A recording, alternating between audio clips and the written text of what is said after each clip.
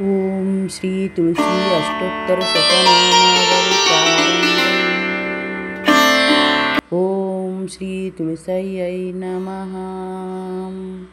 ओम नंदिनेनायै नमः। ओम देवायै नमः। ओम शिखिनेनायै नमः। ओम धारिण्यै नमः। ओम धात्रायै नमः। ओम सावित्रायै नमः। ओम सत्यसन्धायै नमः। ओम कालहरिणायै नमः। ओम गौहारै नमः। ओम देवगीतायै नमः।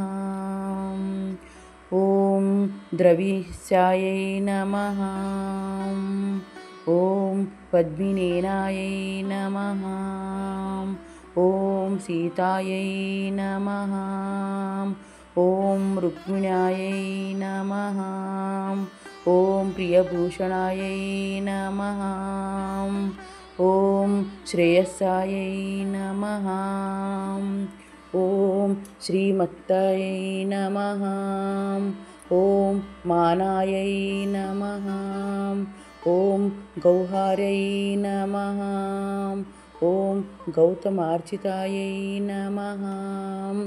ओम त्रेतायै नमः। ओम त्रिपतागायै नमः। ओम त्रिपादायै नमः।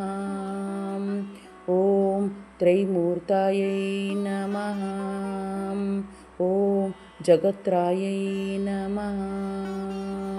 ओम त्रासिन्यायै नमः। ओम गात्रायै नमः। ओम गात्रियायै नमः। ओम गर्भवारिण्यायै नमः। ओम शोभनायै नमः। ओम समायै नमः। ओम द्विरादायै नमः। ओम आराध्यायै नमः। ओम यज्ञविद्यायै नमः। ओम महाविद्यायै नमः। ओम गुहैविद्यायै नमः। ओम कामक्षयै नमः। ओम कुलायै नमः। ओम श्रियै नमः। ओम भूमै नमः। ओम भवित्रायै नमः। ओम सावित्रायै नमः। ओम सर्ववेदविद्यावरायै नमः। ओम शङ्किनेनै नमः। ओम चक्रिणेनै नमः। ओम चारिण्यायै नमः। ओम चपलक्षणायै नमः। ओम पीताम्बरायै नमः। ओम पौत्रसोमायै नमः। ओम सौरसायै नमः। ओम आक्षिण्यायै नमः। ओम अम्बायै नमः। ओम सरस्वत्यै नमः। ओम संश्रयायै नमः। ओम सर्वदेवतायै नमः। ओम विश्वश्रयायै नमः। ओम सुगन्धिनायै नमः। ओम सुवासनायै नमः। ओम वरदायै नमः। ओम शुश्रुणिनै नमः। ओम चन्द्रभागै नमः। ओम यमुनाप्रियायै नमः।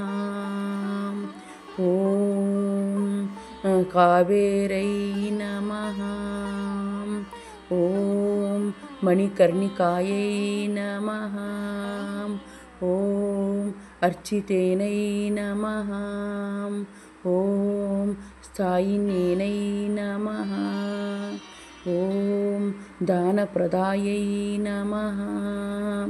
ॐ धनवत्यायै नमः। ॐ शोचमनसायै नमः। ॐ शुचिनेनै नमः। ॐ श्रेयस्सायै नमः। ॐ प्रीतिचिन्त्यक्षीणै नमः। ॐ विभूतायै नमः। ॐ आकृतेतये नमः। ॐ अविभूत्यायै नमः। ॐ प्रभाविन्यै नमः। ॐ गन्धिनेनै नमः। ॐ स्वर्गिनेनै नमः। ॐ गन्धायै नमः। ॐ वेदायै नमः। ॐ प्रभावै नमः। ॐ सारस्यायै नमः। ॐ सरिसिवासायै नमः। ॐ सरस्वत्यायै नमः। ॐ शरवात्यायै नमः। ॐ रसिनीनायै नमः। ॐ काळिन्यानै नमः। ॐ श्रियोवत्यायै नमः। ॐ यमुनायै नमः। ॐ ब्रह्मप्रियायै नमः। ॐ श्यामसुन्दरायै नमः। ॐ रत्नरूपिण्यै नमः। ॐ क्षमानिधिनेनै नमः। ॐ शतानन्दायै नमः। ॐ शतुद्रुतायै नमः। ॐ शितिकण्ठायै नमः। ॐ प्रवायै नमः। ॐ धात्रायै नमः। ॐ श्रीवृन्दावनायै नमः। ॐ कृष्णायै नमः। ॐ भक्तवत्सलायै नमः। ॐ गोपिकाक्रीडायै नमः। ॐ हर्यायै नमः। ॐ अमृतरूपिण्यायै नमः। ॐ भूमयै नमः। ॐ श्रीकृष्णकान्तायै नमो नमः। इति ಶ್ರೀ ತುಳಸಿ ಶತನಾಮಾವಳಿ ಅಷ್ಟೋತ್ತರ ಸಂಪೂರ್ಣಂ. ಧನ್ಯವಾದಗಳು ಎಲ್ಲರಿಗೂ. ಹೇಳೋದ್ರಲ್ಲಿ ಏನಾದರೂ ತಪ್ಪಿದ್ದಲ್ಲಿ ಕ್ಷಮಿಸಿ. ಧನ್ಯವಾದಗಳು.